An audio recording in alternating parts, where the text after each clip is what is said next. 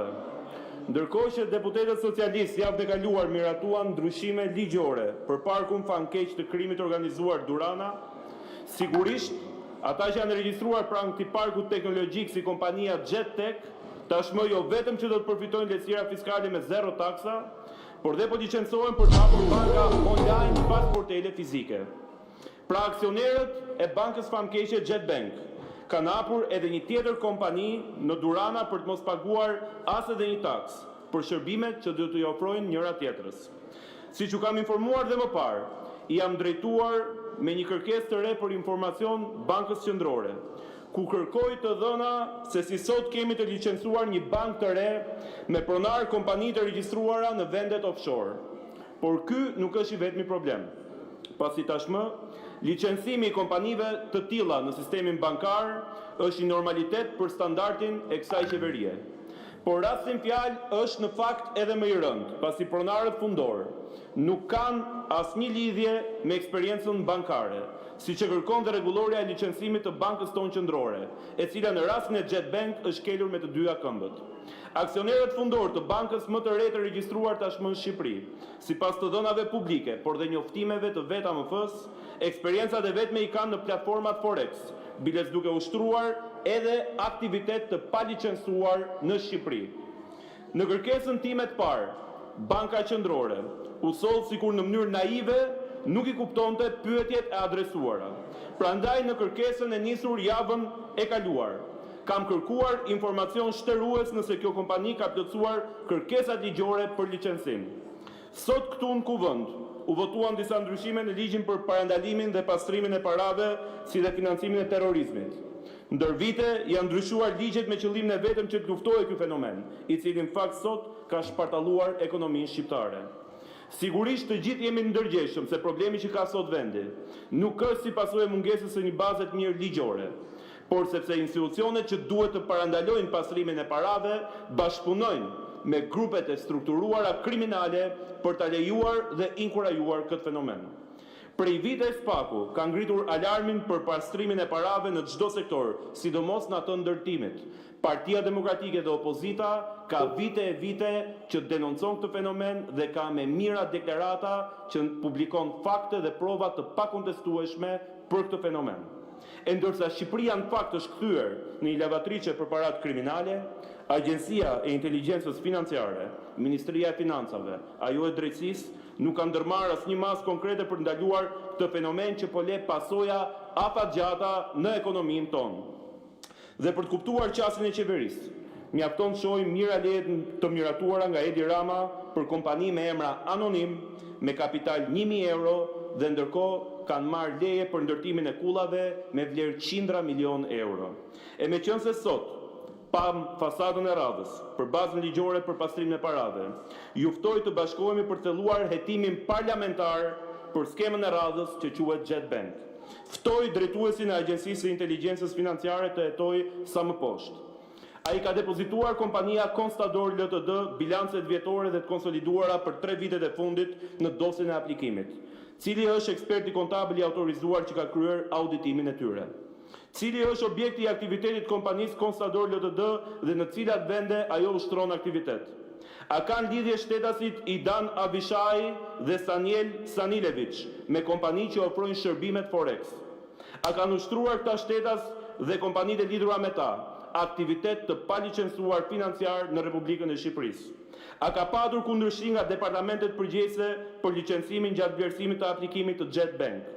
A është depozituar para Bankës së Shqipërisë shuma prej 1 miliard lekësh? Fondet janë transferuar nga llogaritë bankare të Constador Ltd apo të shtetasit Idan Abishai? Si është verifikuar lishmëria e fondeve? Cili është vendi i origjinës së këtyre fondeve? A vijnë këto fonde nga një bankë e regjistruar në një vend offshore? Ligji përcakton se duhet të dorëzohet certifikata e autoriteteve kompetente që siguron të dhëna për bilancin e shoqërisë individit dhe rregullshmërinë e pagesës tatimeve dhe taksave. A janë administruar certifikata të tilla dhe cili është autoriteti kompetent që e ka lëshuar?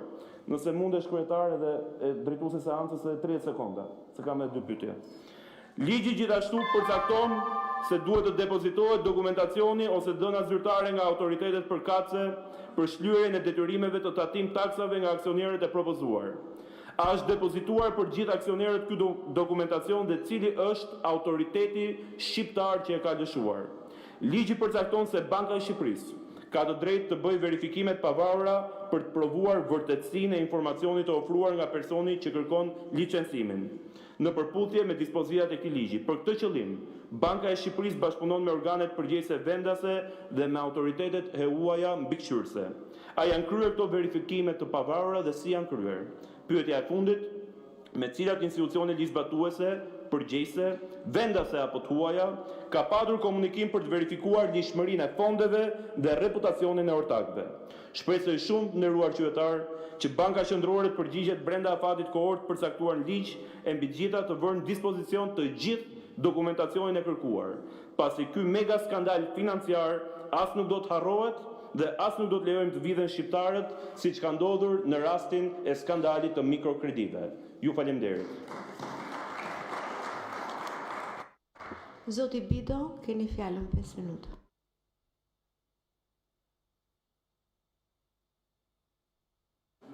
E nderuar zonja kryesuese e seancës, të nderuar kolegë deputet, të nderuar bashkombas, e veçanërisht bashkëqytetarët e mi të zonës Sarandës, Delvinës dhe të Konjspolit. Sot dua të tërheq vëmendjen e kësaj salle të nderuar dhe të gjithë bashkëqytetarëve tanë në lidhje me portin e Sarandës. Deri jo më vonë se para pak vitesh, porti i Sarandës konsiderohej si një port dytësor, si një port hyrje në Shqipëri, por që ishte i vogël. Sot ne kemi një realitet krejtëri. Zhvillimi turistik në jugun e Shqipërisë ka prodhuar që gjithnjë e më shumë turist të hynë në territorin e Republikës sonë përmes portit Sarandës.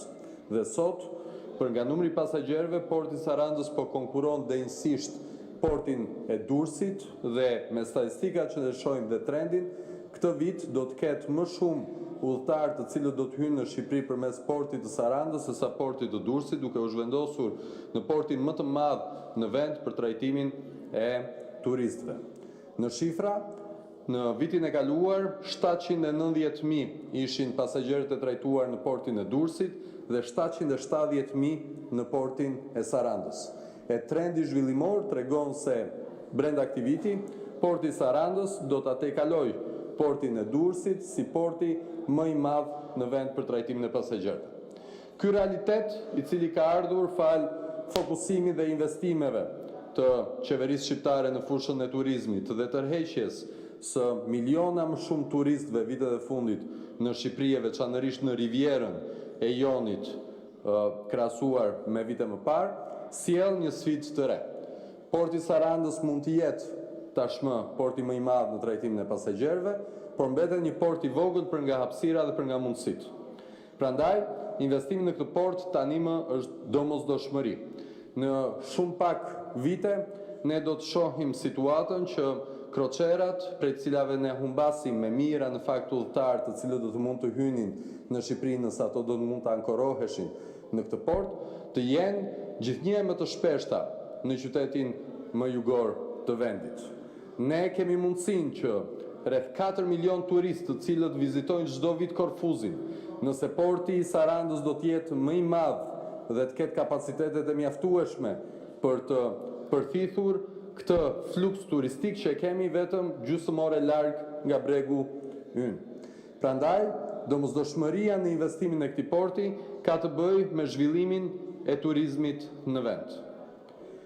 Së dyti, dua të shfrytëzoj rastin në këtë fotore për të folur për një çështje e cila na prek të gjithëve.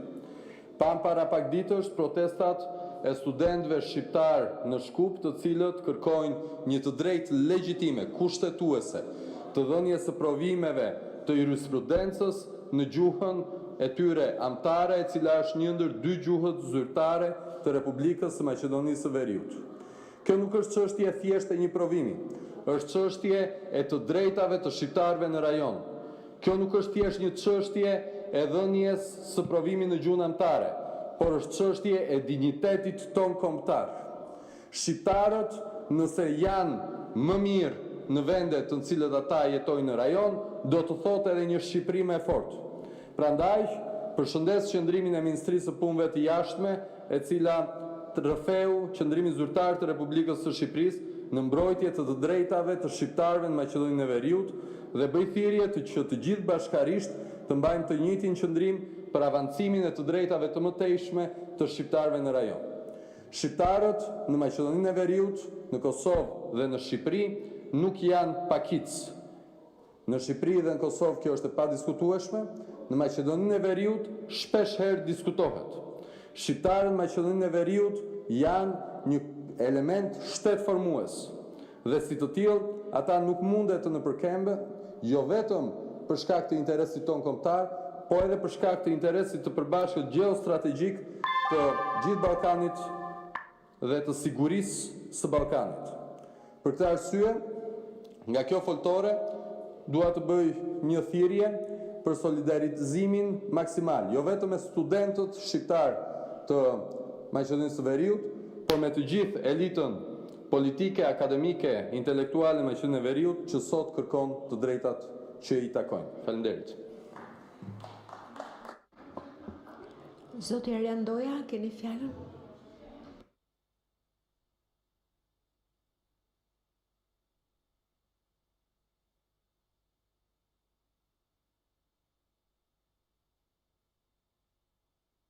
Faleminderit zoja drejtuese e seancës, nderuar kolegë që jeni pjesëmarrës, në veçanti zoti Emile, zoti Bido, zonja Ismaili dhe drejtuesa e seancës. Në respekt qytetarëve që na ndjekin, unë do flas për çështje jashtë rendititës, për arsye sepse ato që u diskutuan nga kolegët u vendosën tashmë. Tani çështja jashtë rendititës, po që është më aktuale, është çmimi i naftës. Për sa i përket masave që merr qeveria për çmimin e naftës, me qëllim që ta lehtësoj barrën për qytetarët në raport me vendet e tjera të rajonit, ne e shohim që ai bordi që është krijuar nuk ndikon as pak për sa i përket faktit që duhet merren vendime në raport me akcizën, atë që rëndon më shumë tek qytetarët. Por